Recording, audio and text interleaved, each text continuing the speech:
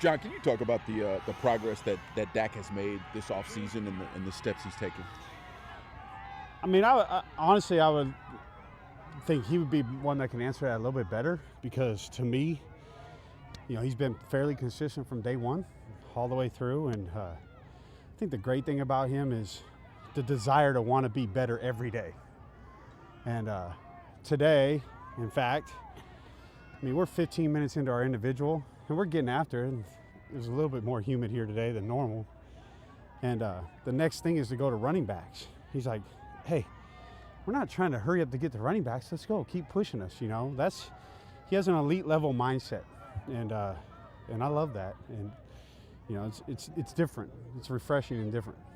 Can you talk about what it is about that desire to be great that distinguishes him? I just think we live in a world where the general idea is, that's good enough. And it's never good enough for him. And that's a different mindset. There's a very small percentage of people that live in that world. Even amongst pro football players? Yes. Anybody.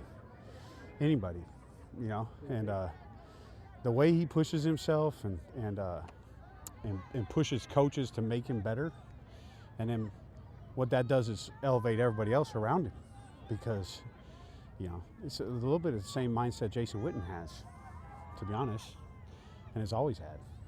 That's worked out pretty well. Fairly well. You obviously played for Jason Garrett, and then now you're working alongside him. What do you like most about that relationship that you have with him? He demands a lot out of coaches. And I love that.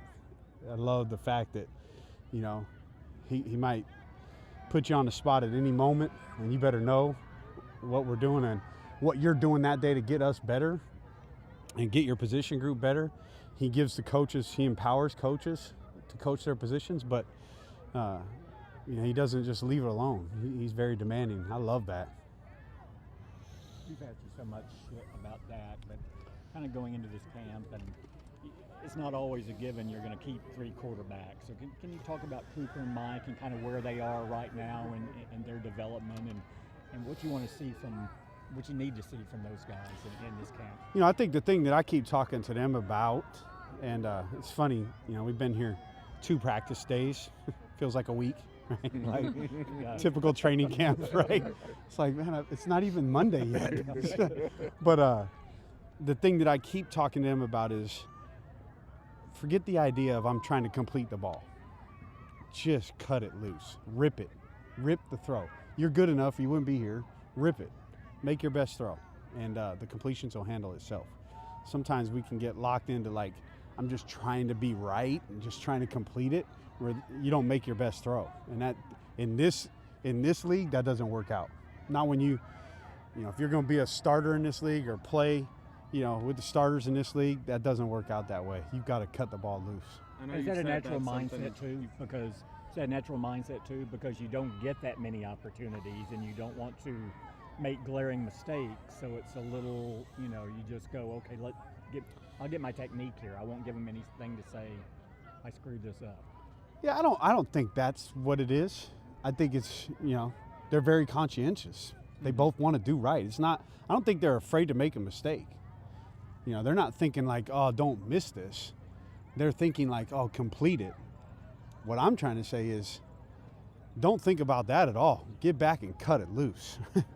That's what I'm trying to say to them is that's, how many of you guys play golf? I'm sure a lot of you, right? The best days are usually the day you haven't played in about 3 months, maybe 6, and you go out there, you have no expectations, you're not thinking, you're swinging. And then all of a sudden you do a few things right, you're like, oh yeah, I'm going to try to draw this one. It's when you snap hook it over there or shank one over there, right? It's just let it rip. And it's that mindset. I know that I'm good enough. I'm going to cut this ball loose. I know you've said before that a lot of that rip it mindset came from your time with Mike Martz. What has he done to kind of influence your thoughts and philosophies about the quarterback position? Just that the quarterback has enough to worry about, that you can't go back there. You can't drop back with 4 to 6 to 7 guys chasing you, coming after you, and trying to evaluate whether a guy won or not. His job is to win at receiver. And if the coverage dictates that you throw the football there, you need to cut it loose and let it go.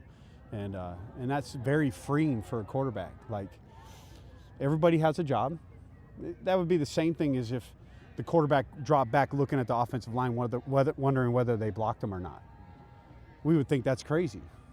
Same thing for the receiver, a tight end, or the running back.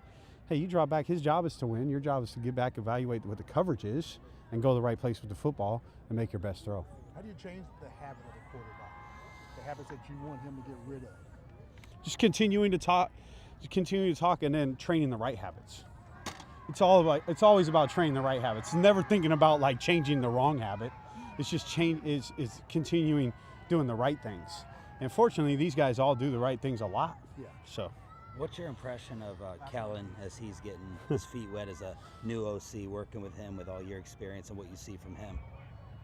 He's a great communicator, and he takes in information well from both what he sees and what he hears and what people have to say, and then he's very convicted about what he knows to be right. So, he's not opposed to tweaking and doing things, but he also has an idea of what he wants to get done and how to get it done. And there's been things that he saw, you know what, there's a better way to do this, and he's made some changes on the fly. So it's the same thing I say about Jason. Very consistent and very convicted. With your experience at quarterback, how important is the center position, and what do you think Travis Frederick's return will bring for Dak? It just takes so much off your plate when you're center. And the great thing, we have three guys that have experience now, but Travis, and he sees it like a quarterback. And when that's it just takes stuff off your plate as a quarterback, and you just get to go play.